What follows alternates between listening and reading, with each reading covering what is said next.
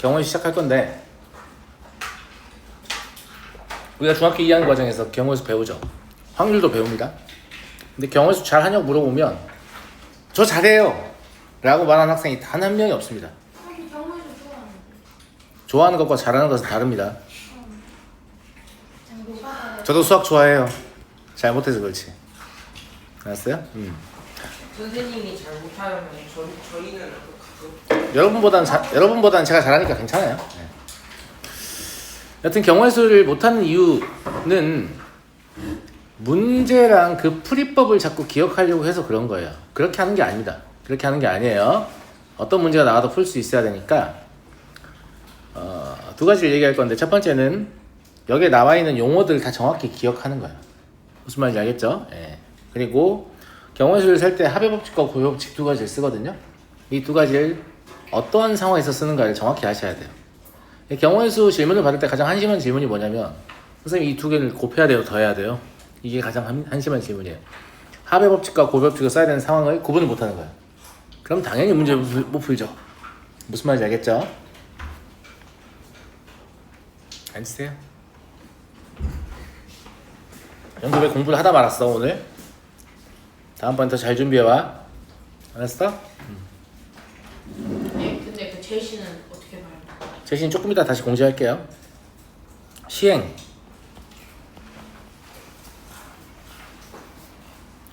경우의 수에서 말하는 시행은 일종의 실험인데 두 가지의 특징이 있어야 됩니다. 첫 번째는 같은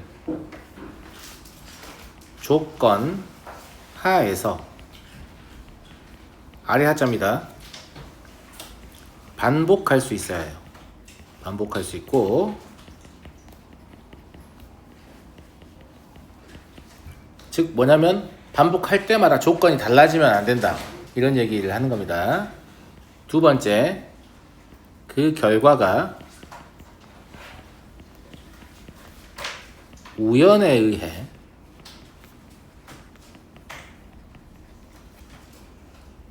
결정되는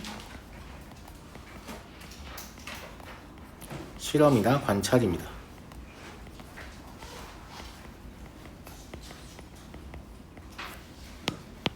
자, 이 두 가지 조건을 가지고 있어야만 우린 이것을 뭐라고 하냐면 시행이라고 합니다.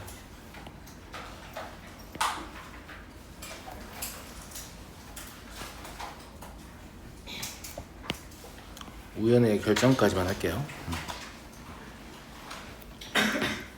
자, 그래서 보통 시행을 할 때 뭘 하냐면 동전을 던지거나 주사위를 던지는 시행을 해요.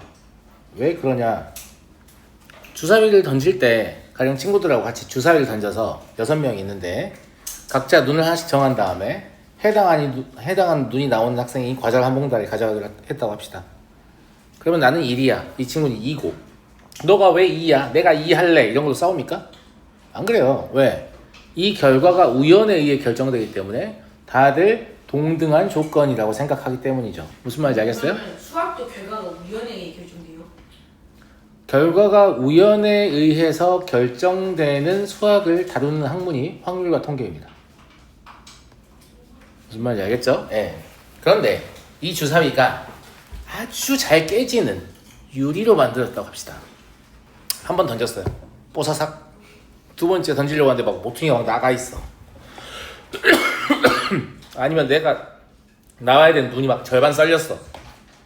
그러면 다들 이의를 제기하겠죠. 이거 공정하지 못하다. 맞아요, 안 맞아요? 즉, 첫 번째, 같은 조건 하에서 반복할 수가 없습니다. 아니면 동전을 던졌는데 한 번 던지니까 동전이 뽀개져 버려. 이런 건 시행이 될 수 없어요. 무슨 말인지 알겠죠? 두 번째, 그 결과가 우연에 의해 좌우된다고 했는데 왜 이제 시장통 가보면 주사위 같은 거 이렇게 굴려가지고 한쪽에서 이렇게 나쁜 건데 막 도박 같은 거 하는 그런 게 있어요. 가끔 있어요. 근데 이제 그거 하는 전문가들 야바이꾼이라고 부르는데 그 아저씨들은 아주 숙련돼가지고 이 술잔에다 주사위 조그만 거 2개를 넣어서 이렇게 굴리거든요. 자기가 원하는 눈을 나오게 던질 수 있습니다. 매우 높은 확률로.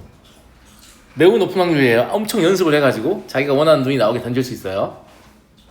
그런 사람이 던지는 주사위는 올바른 시행이라고 할 수 있어요, 없어요? 없습니다. 무슨 말인지 알겠죠? 네. 그래서 이 두 가지 조건이 꼭 들어가야만 뭐가 되냐면 시행이라고 할 수 있는 겁니다. 이해하시겠죠?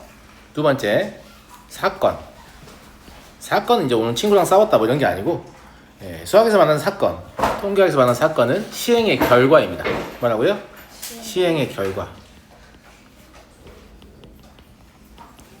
가령 동전을 던지면 어떤 사건이 발생할 수 있죠? 앞면이 나오는 사건, 혹은 뒷면이 나오는 사건, 이런 게 발생하는 거예요. 주사위를 던지면 1의 눈이 나오는 사건, 2의 눈이 나오는 사건. 선생님 주사위가 깨지는 사건, 그런 건 안 돼요. 아시겠죠? 자, 이제 경우의 수에 대해서 얘기해 볼게요. 경우의 수는 어떤 사건이 일어날 수 있는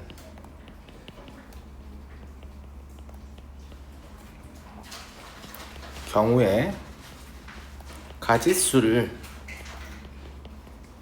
경우의 수라고 합니다. 그래서 가장 중요한 단어는 놀랍게도 어떤입니다. 어떤이란 말은 내가 정한단 말이죠. 가령 주사위를 던지는 시행에서 짝수의 눈이 나오는 사건, 내가 마음대로 정했죠? 몇 가지입니까? 3가지죠. 이 이상의 눈이 나오는 사건 몇 가지입니까? 5가지죠. 맞아요? 모든 사건 몇 가지입니까? 6가지입니다. 모든 경우의 수라고 부르죠. 아시겠죠? 그래서 사건이 정해져야 경우의 수를 세는 겁니다. 그냥 세는 게 아니고 사건이 정해져야 경우의 수를 세는 거고, 이 사건은 우리 마음대로 정할 수 있어요. 물론 문제를 풀어보면 우리는 한 번도 정하지 않습니다. 출제자가 다 정해주죠. 아시겠죠? 네, 이렇게 보면 되고. 자, 다음 합의 법칙입니다. 합의 법칙은 크게 2가지로 나눠 설명할 거예요. 첫 번째,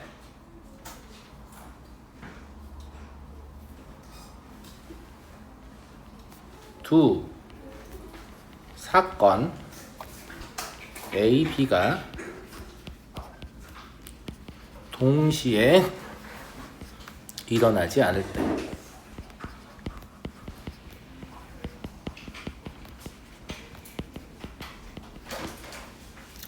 이때와 두 사건 A, B가 동시에 일어날 때, 이 2가지로 동시에 일어날 수도 있을 때 이렇게 할 거거든요. 이때 사건 A가 일어나는 경우의 수를 M가지라고 할게요. 그리고 사건 B가 일어나는 경우의 수를 N가지라고 할게요. 이랬을 때 사건 A 또는 사건 B가 일어나는 경우의 수를 구합니다.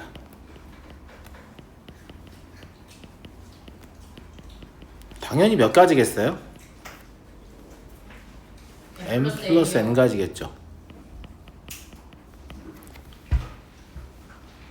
맞잖아요? 이해하시겠죠?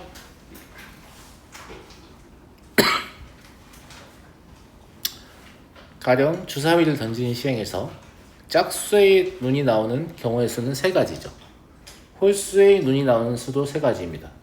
하지만 어떤 눈이 짝수이면서 홀수일 수는 없기 때문에 짝수의 눈이 나오는 사건과 홀수의 눈이 나오는 사건은 동시에 일어날 수 없습니다.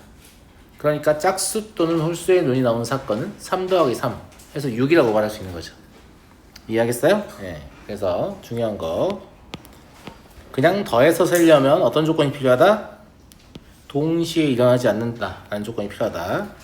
이랬을 때 우리는 사건 A 또는 B가 일어나는 경우의 수를 단순히 두 경우의 수를 더해서 셀 수 있다 라는 거고요. 두 번째, 두 사건 A, B에 대하여. 자, 밑에 뭐가 다르냐면 동시에 일어난다, 동시에 일어나지 않는다 이런 말이 없어요. 그러면 동시에 일어날 수도 있단 말이죠. 그죠?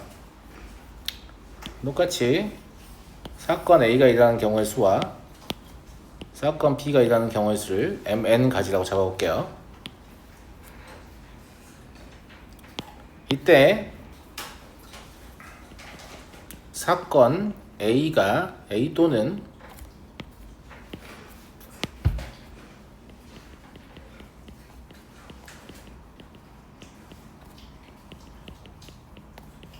사건 B가 일어나는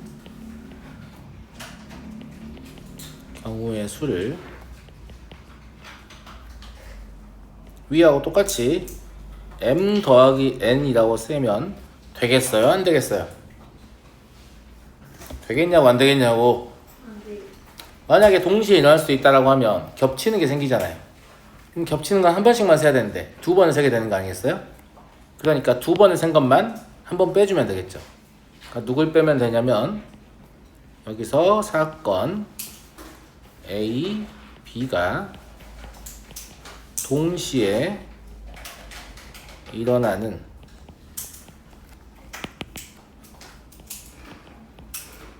경우의 수를 빼면 됩니다. 가령 짝수의 눈이 나오는 경우의 수는 세 가지죠.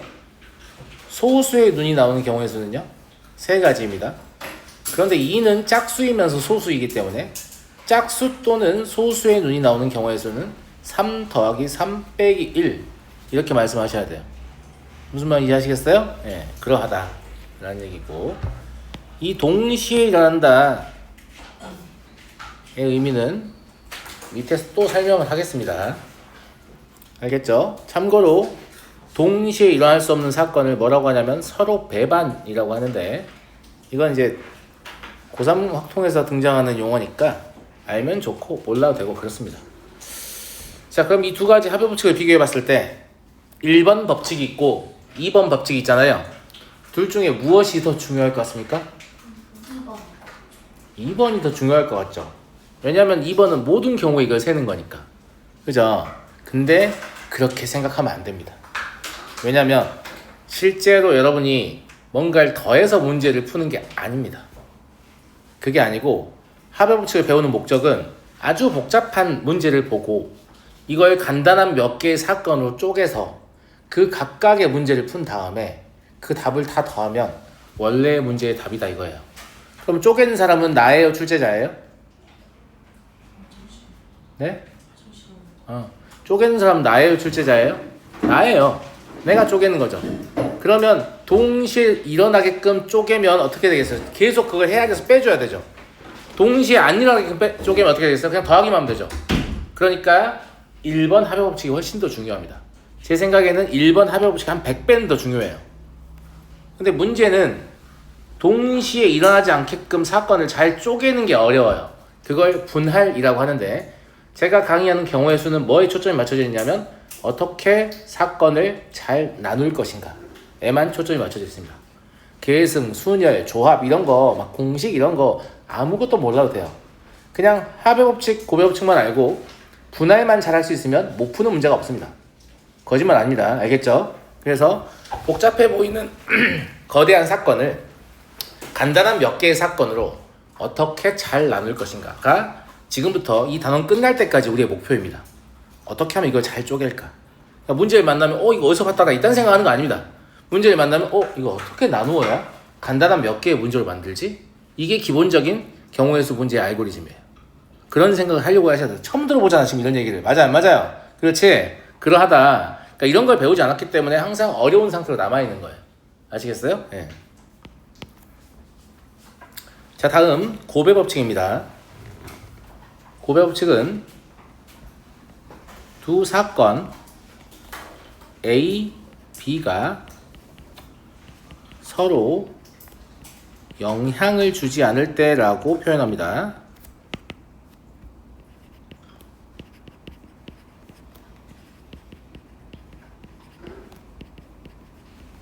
서로 영향을 주지 않는다는 말이 사건 A의 발생 여부가 사건 B의 발생에 어떠한 영향도 줄 수 없다라는 이야기입니다. 이해를 잘 못하시는 것 같아서 제가 말씀을 드리면, 제가 동전 하나와 주사위 하나를 동시에 던질 때 동전이 앞면이 나온다고 해서 주사위 동전이 앞면이 나왔네? 그렇다면 난 짝수가 나와야지? 라고 주사위가 생각하나요?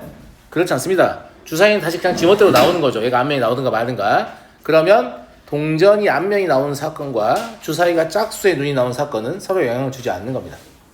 그럼 영향을 주는 건 뭐가 있는데요? 자, 내가 주사위를 하나 던져서 2 이하의 눈이 나오면 동전을 3개를 던지기로 하고 3 이상의 눈이 나오면 동전을 2개를 던지기로 했어요. 그리고 앞면이 나오는 경우의 개수 세라고 해요. 그러면 주사위의 눈이 1, 2 이하가 나왔을 때는 동전을 3개 던질 수 있으니까 앞면이 나오는 횟수가 더 많겠죠. 아무래도. 근데 주사위를 던졌을 때 3 이상의 눈이 나왔다면 2개밖에 못 던지니까 앞면이 제일 많이 나와봐야 2개밖에 못 나오잖아요. 그러면 내가 주사위를 던졌을 때 2 이하가 나오냐 3 이상이 나오냐는 동전의 앞면에 영향을 줘버리죠. 이런 경우에는 영향을 주는 사건이 되는 겁니다. 이해하시겠어요? 이해하시겠어요? 그래서 자, 이거를 사건 A가 일어나는 경우의 수를 M가지. 그리고 어떤 책들이 진짜 잘못되어 있는 경우가 있어서 여러분들 이해가 어렵거든요. 사건 B가 일어나는 경우의 수가 N가지라고 해서 곱해놓는 책이 있는데 그 정신 나간 겁니다. 그렇게 하는 거 아닙니다. 그게 아니고 절대 빠지면 안 되는 문장. 그 각각에 대하여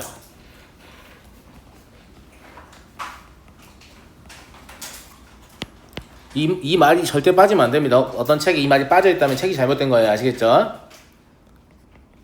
사건 B가 일어나는 경우의 수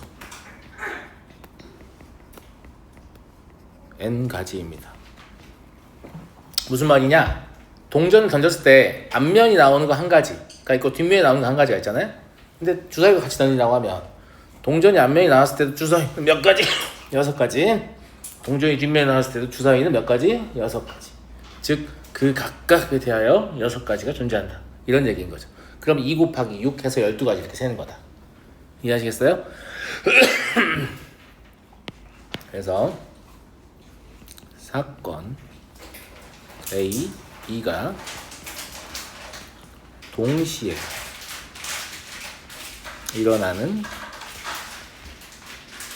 경우의 수 얘는 M 곱하기 N까지 라고 합니다. 자, 여기 또 동시에 라는 말이 나오죠. 맞아요? 수학에서 말하는 동시에 라는 말을 오해하시면 안 됩니다. 여기서 말하는 동시에는 영어로 표현하면 simultaneous 단어 아시죠? 그런 뜻이 아닙니다. 시간적으로 같은 시간대에 일어난다는 뜻이 아니에요. 제가 동전 하나를 지금 던져요. 그 죽기 직전에 주사위 하나를 던져요. 그러면 수학에서는 그걸 동시에 던졌다고 합니다. 동시에 던졌다고 해요. 제가 지금 주사위 하나를 한 번 던지고요. 1억 년 뒤에 또 하나를 던져요. 그래도 동시에 던졌다고 합니다. 한 사건이 발생하고 그 다음 사건이 어쨌든 일어나기만 하면 돼요. 엄청난 시차가 있더라도 그냥 일어나기만 하면 돼요. 그 모든 것들을 다 뭐라고 하냐면 동시에 던졌다고 합니다.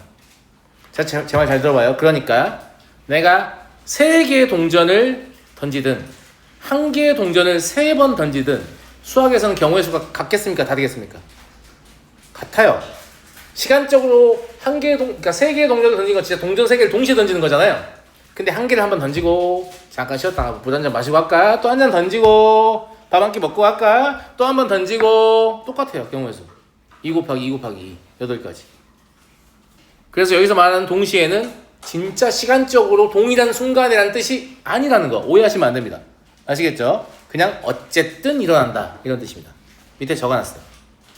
어쨌든 일어난다. 오해하실까봐 쳐 웃으면서 적어놨습니다. 알겠죠? 어쨌든 일어난다. 아시겠어요? 네.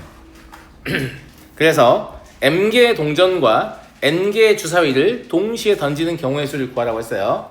자, M개의 동전을 동시에 던지면 첫 번째 동전의 경우의 수 몇 가지? 2가지죠. 자, 근데 첫 번째 동전이 앞면이 나왔다고 해서 두 번째 동전이 이 새끼 앞면 나왔는데? 그럼 난 뒷면. 이렇게 하지 않죠? 맞아요? 그럼 그 각각에 대해서 두 번째 동전도 앞면, 뒷면 2가지가 있죠. 그 각각에 대하여 뭐예요? 고의 법칙. 그러니까 곱하기 2. 세 번째 동전도 곱하기 2.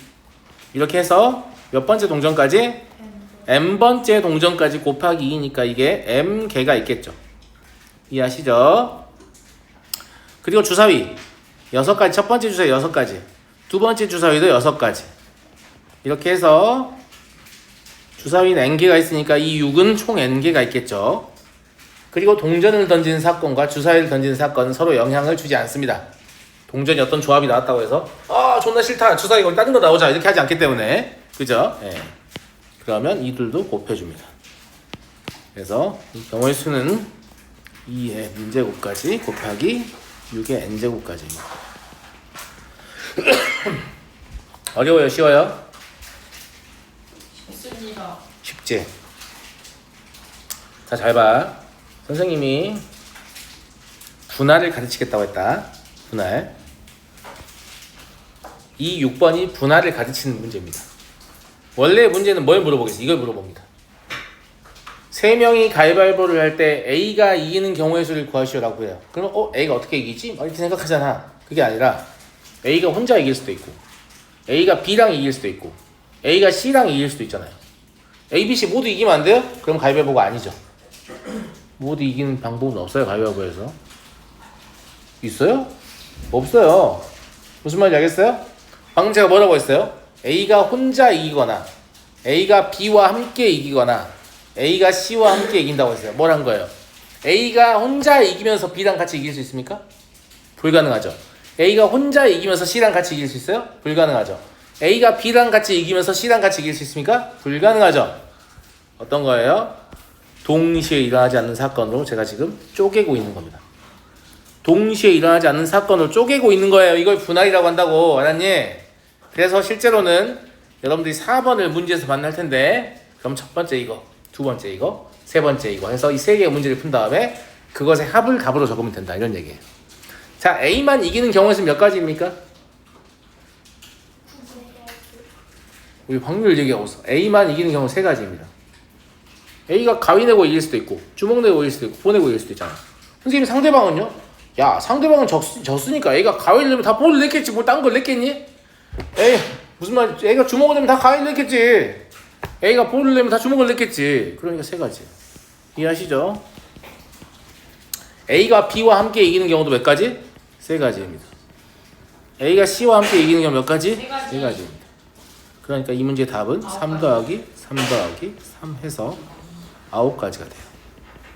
그래서 선생님이 합의 법칙 1번이 훨씬 중요하다고 얘기를 하는 거예요. 우리가 이 사건을 나눌 때 안 겹치게 나눌수록 문제를 푸는데 유리하기 때문이에요. 무슨 말인지 알겠습니까? 자, 다음.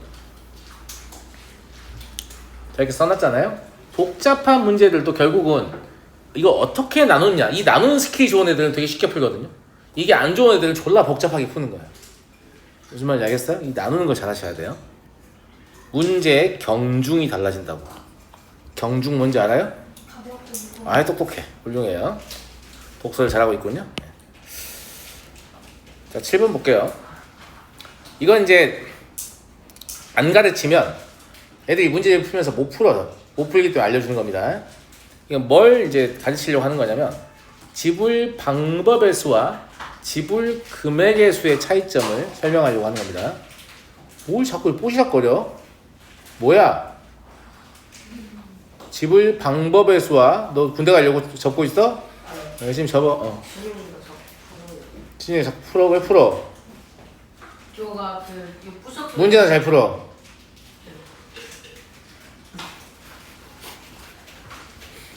자, 지불 방법의 수와 지불 금액의 수의 차이점 설명하겠습니다. 지불 방법의 수는 뭘 얘기하냐면, 내가 친구한테 1,000원을 받기로 했어요. 근데 친구가 100원짜리 10개를 주는 거랑 1,000원짜리 1개를 주는 거랑을 다르다라고 느끼면 지불 방법의 수입니다. 무슨 말인지 알겠어요? 근데 친구가 50원짜리 20개를 주든 500원짜리 2개를 주든 1,000원짜리 1장을 주든 그냥 똑같구나 이렇게 생각하면 네? 되겠죠? 있어? 1,000개? 여튼 내가 동일하다고 느낀다면 그건 지불 금액의 수의 문제인 거죠. 그러니까 지불 방법의 수는 금액만 중요한 게 아니고 동전이 무엇으로 구성되느냐까지 다 다른 경우를 보는 거고, 지불 금액의 수는 그냥 돈만 맞으면 어떤 방식으로 지불했든 간에 똑같다라고 생각하는 겁니다. 차이 아시겠어요? 디폴트는 뭐냐면 지불 방법의 수입니다. 지불 방법의 수를 풀이의 기본으로 하셔야 돼요. 알겠죠? 그래서 여기서는 이제 지불 금액의 가지수를 구하라고 시켰는데 이게 왜 그런 거냐. 이거는 예제를 먼저 보여준 다음에 위를 정리할게요. 그게 더 이해가 편하실 거예요. 자, 500원짜리 동전 3개, 100원짜리 동전 3개를 사용하여 지불할 수 있는 금액은 몇 가지인가라고 했는데 여기서는 지불할 수 있는 금액과 그럼 저거 1000 곱하기 3으로 하면 틀리죠 당연히. 네? 지불 방법의 수하고 지불 금액의 수가 같은 문제입니다. 왜냐하면 만약에 지불 방법을 달리하고 지불 방법을 달리하고 싶으면 500원을 100원짜리 5개로 줄 수가 있어야 달라지는 거잖아요. 500원 주고 싶으면 500원 줄 수밖에 없죠. 100원짜리 500원 줄 수 있어요? 없어요? 없어요. 그래서 이 문제는 지불 방법의 수와 지불 금액의 수가 똑같아요. 그러면 상대방이 지불한다고 하면 500원짜리를 1개 줄 수 있고 2개 줄 수 있고 3개 줄 수 있고 이렇게 하면 안 돼요. 0개 줄 수 있고 1개 줄 수 있고 2개 줄 수 있고 3개 줄 수 있고. 그래서 500원짜리 3개 플러스 1개입니다. 마찬가지야. 100원짜리도 0개 줄 수 있고 1개 줄 수 있고 2개 줄 수 있고 3개 줄 수 있고 3개 플러스 1가지. 그리고 1 빼셔야 돼요. 왜냐면 500원짜리도 0개를 주고 100원짜리도 0개를 주면 그 지불을 한 거예요? 안 한 거예요? 안 한 거죠. 야, 우리는 어디 가서 0원을 지불했다라고 표현하지 않습니다. 선생님 0원도 지불할 수 있는 거 아니에요? 라고 주장하는 친구들 꼭 나중에 커서 급여로 0원을 받고 근무하시기 바랍니다. 네? 뭐라고? 그렇죠, 봉사죠. 몇 가지예요 그러면? 15가지. 그렇죠, 15가지가 되겠죠. 이 문제는 근본적으로 지불 방법의 수와 지불 금액의 수가 같을 수밖에 없는 문제이다 라는 거예요. 그럼 얘는 지금 보면 100원짜리 5개로 뭘 만들 수 있죠? 500원을 만들 수 있죠. 여기서 지불 금액의 수를 물어봤는데 지불 방법의 수를 구해볼게요. 지불 방법의 수는 500원짜리 2개니까 2 플러스 1 그죠? 곱하기 100원짜리 5개니까 5 더하기 1 곱하기 10원짜리 4개니까 4 더하기 1 그리고 지불 안 하는 건 빼야 되니까 빼기 1 얼마예요? 89가지예요? 그런데 여기에서는 이걸 지불 금액의 수라고 세버리면 이제 틀리게 되죠. 왜 틀리게 되냐? 지불 방법의 수는 500원을 상대방에게 줄 때 100원짜리 5개 준 거하고 500원 하나 준 걸 다른 걸로 취급하거든요. 근데 지불 금액은 같은 걸로 취급한단 말이죠. 그럼 우리는 이 문제를 어떻게 해결할 것인가? 그냥 은행 가서 500원짜리 2개를 다 100원짜리 바꿔버립니다. 금액만 중요한 거잖아요. 동전을 뭘 줬냐가 중요한 게 아니에요. 그냥 500원짜리 2개를 환전해버립니다. 100원짜리로. 그래서 지불 방법의 수를 구할 때는 지불 금액의 수를 구할 때는 어떤 상황이라고 생각하는 거냐면 잠깐만 뛸까요?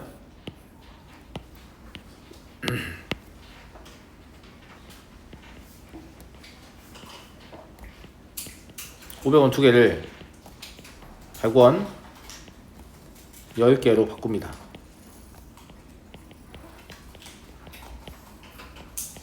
근데 이런 얘기를 하면 선생님 그러면 10원짜리 다 바꾸면 안 돼요? 라는 학생들 있잖아요.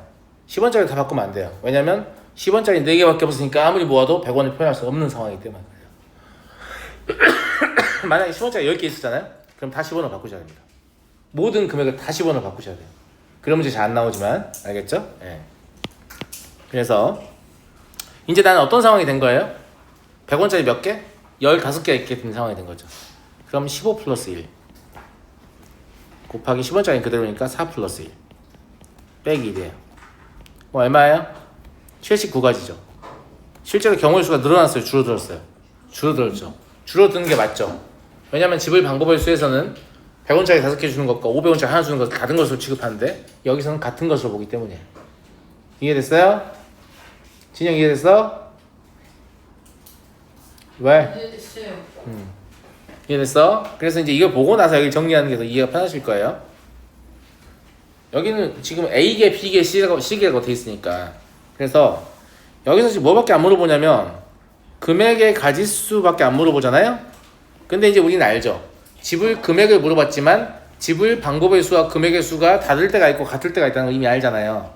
언제 같냐면 이걸 제가 금액이 겹치지 않을 때라고 표현하겠습니다. 그냥 짧게 쓰려고 이렇게 쓰는 거고, 실제로 뭐냐면 작은 단위의 금액을 모아서 큰 단위의 금액을 만들 수 없는 경우다, 이렇게 보시는 게 맞겠죠. 무슨 말인지 알겠죠? 이때는 A 플러스 1 곱하기 B 플러스 1 곱하기 C 플러스 1 마이너스 1 가지가 지불 방법의 수이면서 지불 금액의 수가 됩니다.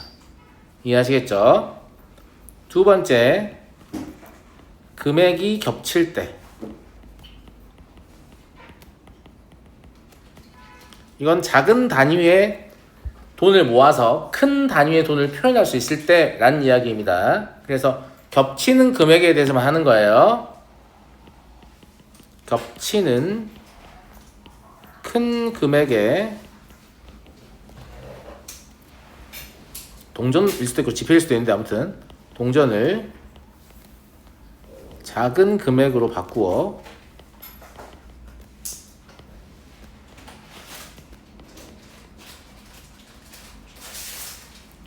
금액이 겹치지 않게 한다.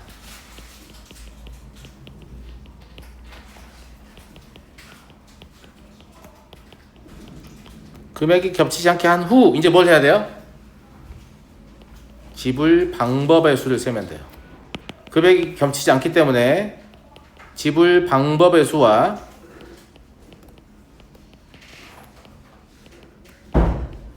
지불 금액의 수가 완벽하게 똑같기 때문이죠. 환전한 다음에 지불 방법의 수를 세라, 이 말입니다.